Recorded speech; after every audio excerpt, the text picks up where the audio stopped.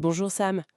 Aujourd'hui, on se penche sur un lieu parisien qui sort un peu des sentiers battus, lequel la photo. Ah oui? On a regardé un peu ce qui se dit, articles de presse, infos du lieu. L'idée, c'est de comprendre ce qui rend ce centre d'art flottant si spécial. Oui, c'est un centre d'art flottant dédié à la photo contemporaine. Sur la scène, quand même. C'est assez innovateur comme approche, non? Exactement. Il est situé au port de la Gare, dans le 13e. Juste à côté de la Bibliothèque nationale de France? C'est ça.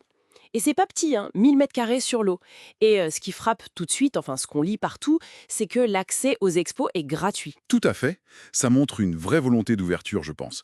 D'ailleurs, le projet est cofondé par Nicolas Logero-Lasserre. Ah oui, celui de Fluctuart. Exactement. L'autre centre d'art flottant, mais pour le street art. Donc, oui, on sent bien une filiation dans le concept, une idée commune.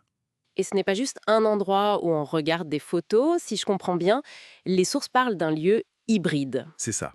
Hybride. C'est le mot qui revient.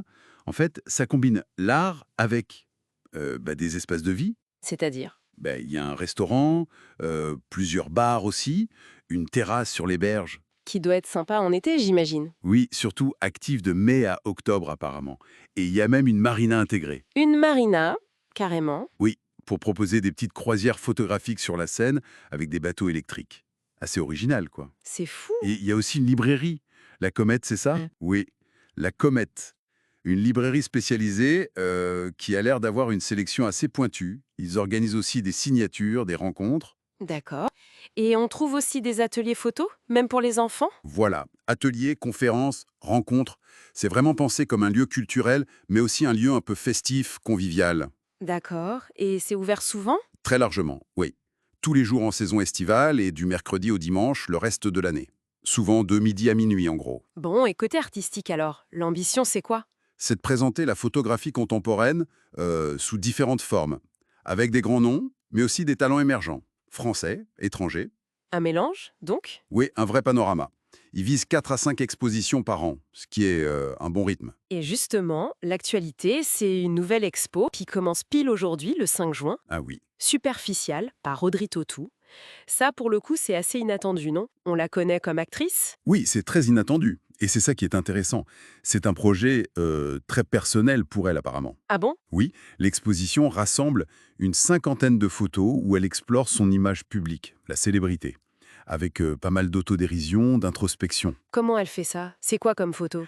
Beaucoup d'autoportraits mis en scène où elle joue un peu avec son image, mais aussi des extraits de journaux intimes, des lettres de fans. C'est assez intime comme démarche. Fascinant. Les sources parlent d'un regard lucide, critique, mais avec de l'humour. Surtout sur sa vie depuis Amélie Poulain, en fait. C'est tout à fait ça. Et l'expo ne se limite pas à ses autoportraits. Il y a deux autres séries. Ah oui. Des portraits de journalistes qu'elle a rencontrés en promo, Ah, elle inverse le regard. voilà, et aussi des photos d'anonymes pris de dos. Comme une manière peut-être de parler de ce besoin d'échapper au regard constant qu'elle subit. C'est assez fort, je trouve. C'est une proposition intéressante, en effet. Et là aussi, c'est accessible.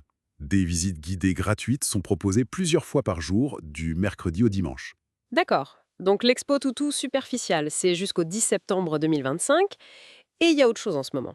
Oui, sur la terrasse, il y a aussi Naturalia, du photographe Jonc. Ça, c'est visible jusqu'au 19 octobre 2025. Ok.